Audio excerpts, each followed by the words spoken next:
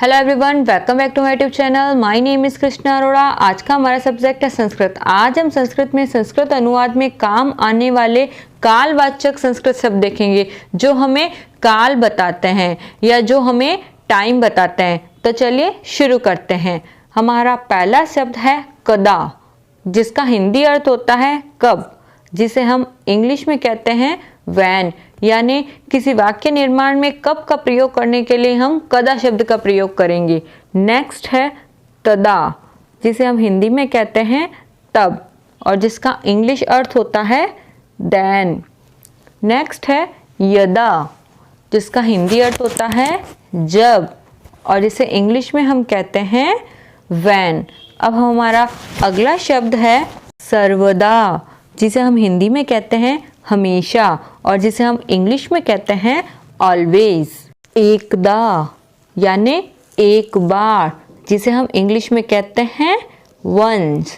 जैसे हम कहते हैं ना वंस अपॉन ए टाइम, एक बार की बात है, तो वैसे उसे संस्कृत में कहेंगे एकदा। अब नेक्स्ट है कदा प्रभृति, यानी कब से, जिसे हम इंग्लिश में कहते हैं सिंस व्हेन। नेक्स्ट है कदा अवधि, यानी कब तक, जिसे हम इंग्लिश में कहते हैं टिल व्हेन। नेक्स्ट है तदा प्रभृति, यानी तब से, जिसे हम इंग्लिश में कहते हैं सिंस देन। यानी जब हम कब से का प्रयोग करेंगे तब हम लिखेंगे कदा प्रभृति और तब से का प्रयोग करेंगे जब हम लिखेंगे तदा प्रभृति। अब हमारा नेक्स्ट वर्ड है तदा अवधि, यानी तब तक, जिसे हम इंग्लिश में कहते हैं बाय देन। नेक्स्ट है अद्यावधि, यानी आज तक। अध्य यानी आज, अद्यावधि यानी आज तक, जिसे हम कहते हैं टिल नाउ। अब नेक्स्ट है अद्य, अद्य यानी आज, जिसे हम इंग्लिश में कहते हैं टुडे।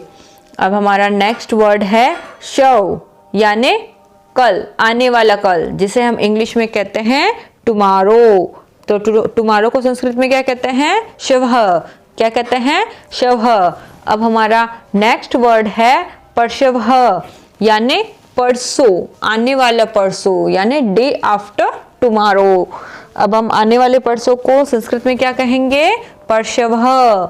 नेक्स्ट है हर, यानी बीतता हुआ कल, जिसे हम इंग्लिश में कहते हैं यस्टरडे।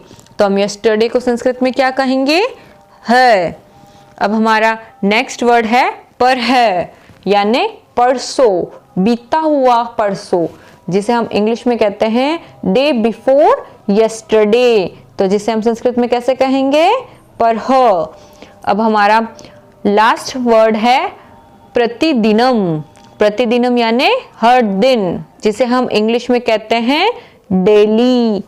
तो ये तो हुए कालवाचक संस्कृत शब्द, यानी ऐसे शब्द जो हमें काल बताते हैं, टाइम बताते हैं, वो संस्कृत शब्द हुए। ये हमारे संस्कृत में वाक्य रचना करते टाइम बहुत ही उपयोगी होते हैं। इसी तरह की संस्कृत सीखने के लिए, इसी तरह के और वीडियोस देखने के लिए मुझे सब्सक्राइब करें। अगर आप चैनल पर नए हैं तो सब्सक्राइब जरूर करना और वीडियो अच्छी लगे तो लाइक और शेयर करना। Thank you for watching.